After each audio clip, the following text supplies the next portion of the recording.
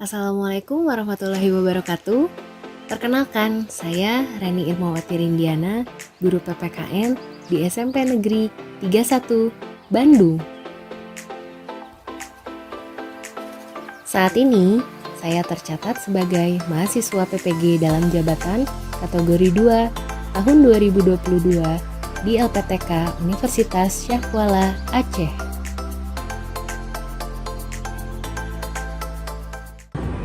Sebelum memulai dalam pelajaran, silakan HM-nya untuk berdoa terlebih dahulu. Sebelum belajar, alangkah baiknya kita berdoa terlebih dahulu. Berdoa mulai.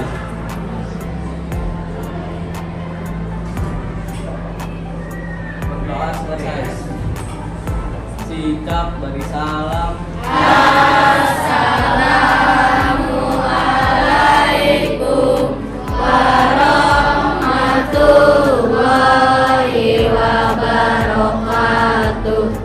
Assalamualaikum warahmatullahi wabarakatuh. Assalamualaikum warahmatullahi wabarakatuh. Apa kabar kalian hari ini? Hari ini sudah siap untuk mengikuti pembelajaran PKN?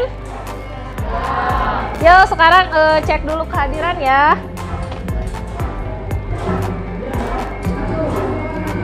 Hari ini siapa yang nggak masuk? Sanji. Terus siapa lagi? Siapa? Devan.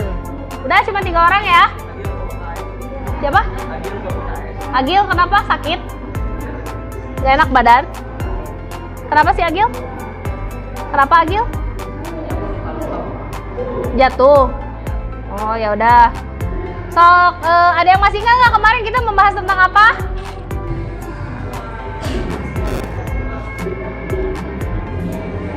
Apa Kay? Makna peraturan perundang-undangan. Ya betul. Hari ini kita akan membahas materi selanjutnya tentang hari ini kita akan membahas tentang tata urutan peraturan perundang-undangan dalam sistem hukum nasional di Indonesia. Ya, ada yang tahu nggak sih apa tata urutan peraturan perundang-undangan dalam sistem hukum nasional di Indonesia? Ya, coba Kay.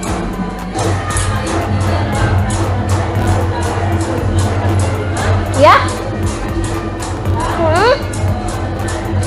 Ya? Peraturan daerah. Iya, tepuk tangan buat Keisha ya, jawabannya benar. Untuk yang selanjutnya, setelah mempelajari makna tata urutan peraturan perundang-undangan nasional, kali ini kita akan membahas proses penyusunan peraturan perundang-undangan nasional. Yang pertama, kita akan menyimak proses penyusunan Undang-Undang Dasar 1945. UUD 1945 adalah konstitusi atau hukum dasar negara Indonesia. UUD 1945 ditetapkan oleh Panitia Persiapan Kemerdekaan Indonesia pada tanggal 18 Agustus 1945. Rancangannya sendiri disiapkan oleh BPUPKI atau Badan Penyelidik Usaha-Usaha Persiapan Kemerdekaan Indonesia dalam sidang keduanya tanggal 10-16 Juli 1945. Secara garis besar, naskah tersebut berisi sebagai berikut. Yang pertama, Pernyataan Indonesia Merdeka, pembukaan UUD, Undang-Undang Dasar atau Batang Tubuh. BPUPKI dibubarkan dan sebagai gantinya dibentuk PPKI. Setelah proklamasi kemerdekaan 17 Agustus 1945, PPKI segera bersidang, tepatnya tanggal 18 Agustus 1945. Sidang tersebut menghasilkan 3 keputusan penting yang menjadi dasar penyelenggaraan negara Indonesia yang telah merdeka. Ketiga keputusan itu yaitu mengesahkan Undang-Undang Dasar, memilih Insinyur Soekarno sebagai Presiden dan Dr. Andes Muhammad Hatta sebagai Wakil Presiden, serta Presiden untuk sementara waktu dibantu oleh sebuah komite nasional.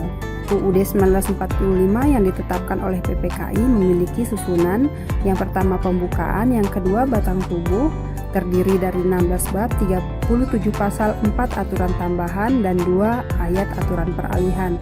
Yang ketiga adalah penjelasan. Dinamika kehidupan bangsa dan negara Indonesia menuntut perubahan atau amandemen terhadap UUD 1945.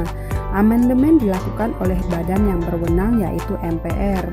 Salah satu tuntutan reformasi 1998 adalah dilakukannya perubahan atau amandemen terhadap UUD 1945.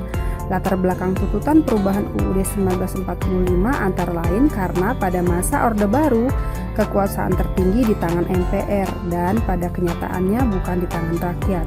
Kekuasaan yang sangat besar pada presiden, adanya pasal-pasal yang terlalu luas sehingga dapat menimbulkan multitafsir serta kenyataan rumusan UUD 1945 tentang semangat penyelenggaraan negara yang belum cukup didukung ketentuan konstitusi. Tujuan perubahan UUD 1945 waktu itu adalah menyempurnakan aturan dasar seperti tatanan negara, kedaulatan rakyat, HAM, pembagian kekuasaan, eksistensi negara demokrasi dan negara hukum, serta hal-hal lain yang sesuai dengan perkembangan aspirasi dan kebutuhan bangsa. Perubahan UUD 1945 dengan kesepakatan diantaranya tidak mengubah pembukaan UUD 1945, tetap mempertahankan susunan kenegaraan, kesatuan dan atau selanjutnya lebih dikenal sebagai Negara Kesatuan Republik Indonesia atau NKRI, serta mempertegas sistem pemerintahan presidensial. Undang-undang yang ingin dirubah dan yang tidak dapat dirubah yaitu tadi pembukaan undang-undang dan bentuk Negara Kesatuan Republik Indonesia. Di sini ya.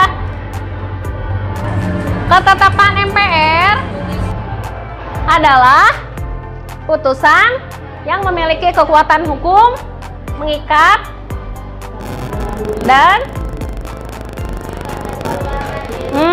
ya betul. Untuk yang selanjutnya,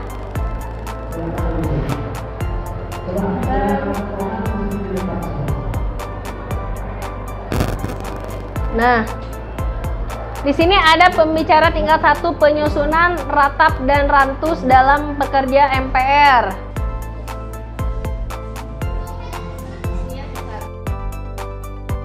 Nah, bentuknya adalah nih proses penyusunan TAP MPR. Ada berapa? Ada berapa itu tadi? Ada 4 ya. Ada 4 dan yang selanjutnya di sini nih, rancangan undang-undang yang diajukan oleh presiden disiapkan oleh menteri atau pimpinan lembaga pemerintah non-kementerian sesuai dengan lingkup tugas dan tanggung jawabnya. Yuk kita lihat di sini mekanisme pembentukan undang-undang nih. Di sini ya proses pembuatan undang-undang dari RUU. Apa RUU teh? R-nya apa? Rancangan undang-undang dari presiden.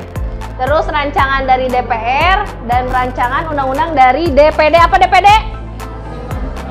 Dewan Perwakilan Daerah. 2 tingkat pembicara di DPR lalu disetujui serta ditandatangani oleh presiden, baru bisa menjadi undang-undang.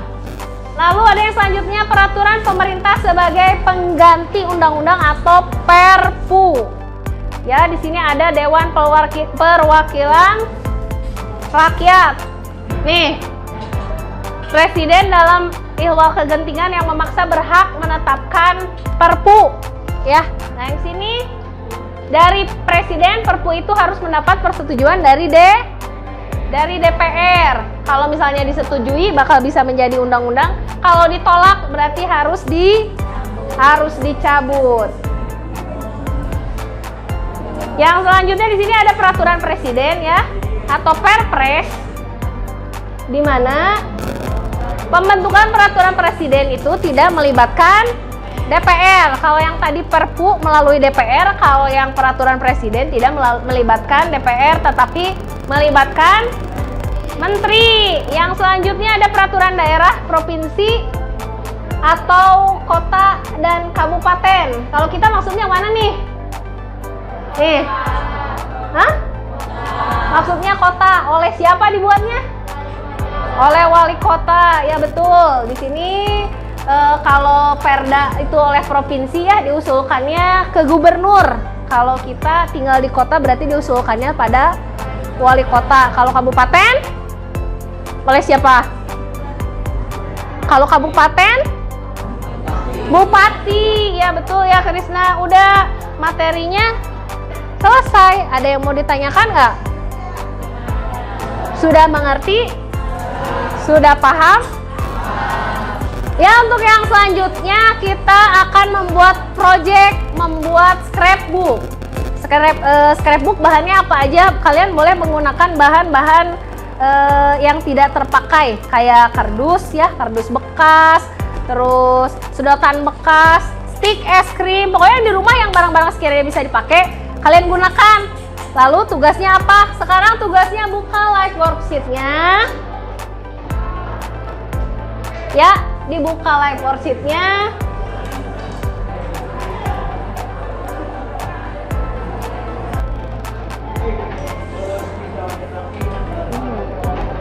Di situ ada LKPD yang ke-6 ya.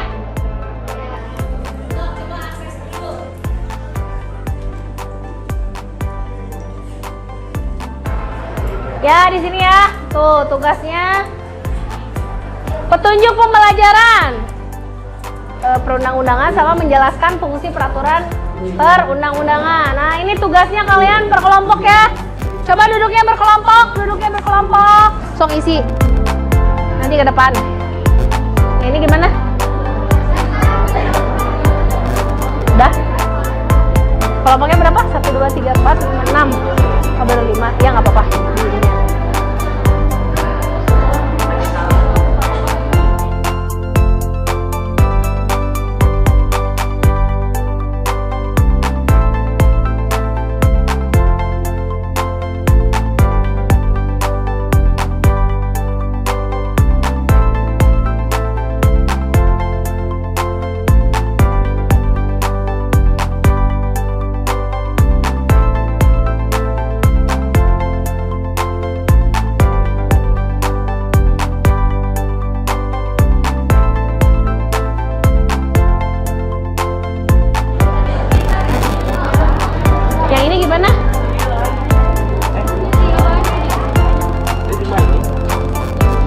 Ya, ini 6 orang sini, ya boleh.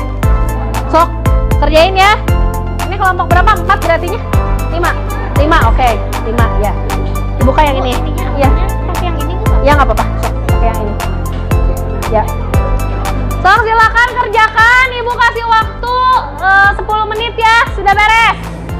Untuk yang selanjutnya minggu depan kalian membawa seperti yang Ibu tadi bilang ya, untuk buat scrapbook itu bahan-bahannya adalah kardus, terus bahan-bahan yang tidak terpakai ya, bahan utamanya adalah kardus dalam membuat scrapbook. Nah, nanti tugasnya yang ini kalian boleh nanti yang hasil presentasi tadi kalian print, terus kalian gunting dan kalian tempelkan di scrapbook. Kita nanti untuk di pertemuan selanjutnya kalian harus sudah membawa alat-alatnya ya, dari gunting, terus apalagi kertas warna boleh, pulpen pulpen berwarna atau spidol berwarna boleh ya, dan yang sekiranya menurut kalian itu bisa mendukung nanti boleh kalian bawa untuk minggu depan.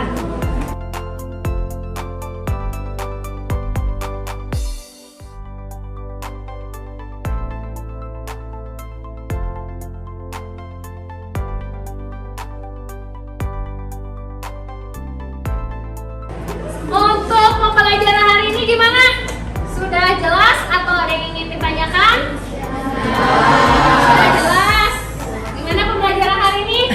Menyenangkan? Menyenangkan. Untuk yang selanjutnya nanti kita akan ke materi tentang sikap positif dalam peraturan perundang-undangan ya. Untuk hari ini sekian saja. Boleh sebelum pulang kita berdoa dulu ya. Sebelum pulang, alangkah baiknya kita berdoa terlebih dahulu. Berdoa mulai.